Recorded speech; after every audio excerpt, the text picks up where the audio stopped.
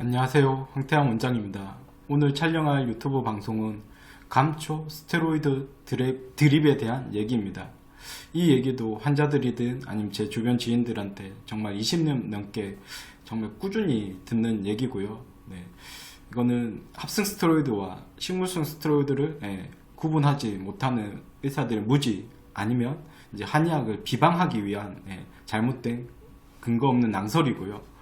특히 이제 의사단체 중 한특이라고 있는데요. 저 단체에서 한의학에 비방하기 위해서 100억 이상 사용했다는 내용과 관련돼서 오늘 방송을 촬영하도록 하겠습니다. 그러면 처음에 얘기했었던 감초 스테로이드들이 무슨 얘기냐고 하면, 이렇게 환자분이든 주변 분들께서 저에게 의사가 한약재 중에 이제 감초가 스테로이드 작용을 해서 그래서 한약을 먹으면 일시적으로 효과를 볼 수 있으나 스테로이드 부작용이 크니까 먹지 말라고 하더라. 그러니까 이와 비슷한 얘기들을 저에게 꾸준히 20년 가까이 하는 거죠. 저건 앞에서도 얘기했지만 천연 식물성 스테로이드와 인공합성 스테로이드를 구분하지 못하거나 아니면 악의적으로 폄훼하기 위해서 한 얘기니까 크게 걱정 안 하시고 무시하셔도 됩니다. 우리가 매일 먹는 두부라든지 콩나물, 된장, 곡물, 채소류 등은 모두 스테로이드를 함유하고 있습니다. 식물성 스테로이드 중에 대표적으로 스티그마스테롤이라든지 베타시토스테롤 등이 있는데요. 이와 같은 식물성 스테로이드는 가지가 식물이라든지 막가 식물에 풍부하게 함유가 되어 있습니다. 식물이지만 스테로이드 구조를 가진 화합물 때문에 한약이 위험하다고 한다면 김치를 비롯한 채소들은 먹지 말아야 합니다. 그 이유는 한약은 먹더라도 하루에 한 20에서 한 60g 정도의 한약재를 복용하는 데 비해 알다시피 식품은 거의 하루에 한 1kg에서 1.3kg 정도, 정말 비교도 안 될 정도로 훨씬 많이 먹기 때문이죠. 이와 관련된 의학 뉴스도 있으니까 관심 있으시면 한번 저 뉴스를 인터넷에서 제목 검색하시면 보실 수 있고요. 저 글은 경희대 본초학 교수님이 김호철 교수님께서 이렇게 쓴 글입니다.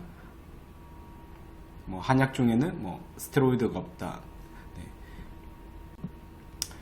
이렇게 한약이나 한의학에 대한 여러 낭설들의 근원지는 안타깝게 의사들인 경우가 많습니다. 그 아래 보고 있는 캡처 사진은 이렇게 의사 단톡방 이렇게 캡처 화면이고요. 그럼 거기서도 보면 아시겠지만 근거와 팩트 안 중요하다고 공공연 자기들끼리 이렇게 얘기를 하고 있습니다. 악의적으로 낭설을 유포하는 게 일반 대중들에게 파급력이 크다고 이렇게 한의학, 한의사를 비방하기 위한 의사들 단톡방 내용을 볼 수 있습니다.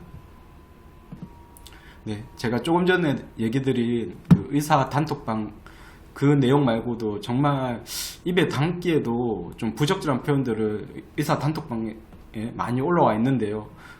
지금 보고 있는 그 DC 인사이드 의학 갤러리에서 저 제목 의사 단톡방에서 욕 처먹고 사는 한의사 썰이라는 제목을 검색하시면 더 다양한 캡처 화면들을 볼 수 있습니다. 관심 있으시면 한번 검색하셔서 보시면 되겠습니다.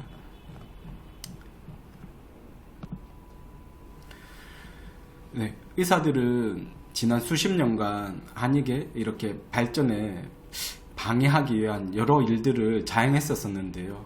그러면 그 아래에 있는 내용들이 다 반대했었던 내용이고, 그럼 저 중에서 2개는 실행이 안 됐었고 나머지는 다 실행이 됐습니다. 대표적으로 이렇게 동의보감이 유네스코 세계 기록 유산에 등재되는 정말 어떻게 보면 우리나라에서 국가적으로 좋은 일인데요.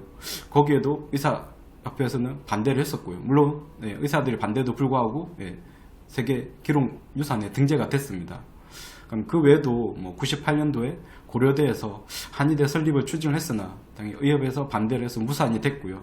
그리고 2003년에는 복지부에서 국립대 한의대 설치 계획을 발표해서 원래 처음에는 서울대였으나 이것도 마찬가지 의사들의 반대로 부산대로 이제 변경이 됐습니다. 그럼 그 외에 나머지 한의사 제도 설립이라든지 한방 의료기관에서 건강보험이 적용된다든지 한방군의관 배치라든지 국립한의학연구소 설치라든지 그 외 나머지 부분들은 의사들이 다 반대를 했지만 결국 이제 설치나 이렇게 실행이 되어서 국민의 건강에 조금이라도 도움을 주고 있고요. 네, 한특이라고 해서 의사협회 산하 공식기구 중 하나이고요. 한방대책특별위원회입니다. 줄여서 이제 보통 한특이라고 하는데요. 저 기구가 하는 일은 오로지 한의학을 비방하고 한의사를 이제 상대하는 활동만 하는 기구입니다. 저 기구에서 지금까지 거의 100억 이상 사용을 해서 이제 한의학을 비방하는 게 저 단체 하는 일이고요. 그래서 이와 관련되어서 그 한특위 해체에 대한 청원에 관한 글도 올라왔었고 그걸 소개하는 뉴스도 있습니다. 한번 뉴스 보시고 저 국민 동의 청원에도 조금 참여해 주시면 고마울 것 같습니다. 네, 조금 전에 얘기 드린 그 뉴스고요. 뭐 마찬가지 저 뉴스도 포털 사이트에서 제목 검색하시면 누구나 다 보실 수 있으니까요. 한번 관심 있으시면 보시고 청원도 부탁드리겠습니다. 네, 앞에서 얘기 드린 뭐 한특이라든지 뭐 의사단체들이 이렇게 한의학을 비방하기 위해서 단톡방인지 어쨌든 최종 목표는 한의사를 없애는 것이라고 공공연하게 얘기를 하고 있고요. 한약은 기본적으로 천연물입니다. 양약은 기본적으로 인공합성 화학약물이고요.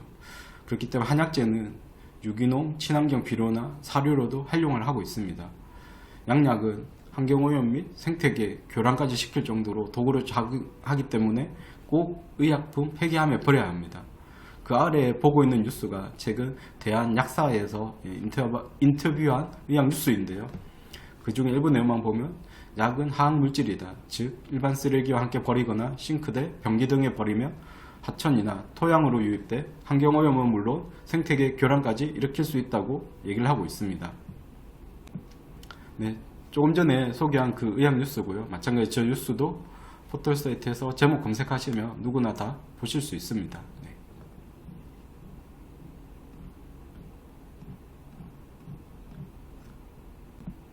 그리고 지금 보고 있는 포스터는 거의 10년 전에 이렇게 정부에서 폐의약품 수거를 알리는 포스터입니다. 뭐 정말 보다시피 약 함부로 버리면 독이 되기 때문에 꼭 이렇게 폐의약품 수거함에 버려달라는 알림 포스터이고요. 그리고 지금 보고 있는 거는 유기농 천연 한약 비료입니다. 그러니까 이렇게 약을 다리고 남은 한약재를 이렇게 비료로 재활용하는 거죠. 그럼 상식적으로 생각했었을 때 하나는 이렇게 자연에 버리면 독이나 환경 생태계를 파괴하기 때문에 꼭 폐의약품 수거함에 버려야 되는 양약과 또 하나는 이렇게 비료로도 활용할 수 있는 천연물인 한약과 과연 어느 게 우리 몸에 더 해가 되고 더 도움이 될지는 상식적으로 생각해 보시면 알 수 있을 것 같습니다. 네, 오늘 방송을 정리를 하도록 하겠습니다. 한특이라든지 의협, 많은 의사들에 의해서 한의학에 대한 비방이나 폄훼가 최소 지난 20년간 자행이 되어 왔습니다. 정말 앞으로는 이런 일이 없었으면 합니다. 한의학 치료를 받게 된다면 전문가인 한의사의 조언을 들으면 되겠습니다. 오늘 방송도 끝까지 시청해 주셔서 감사합니다.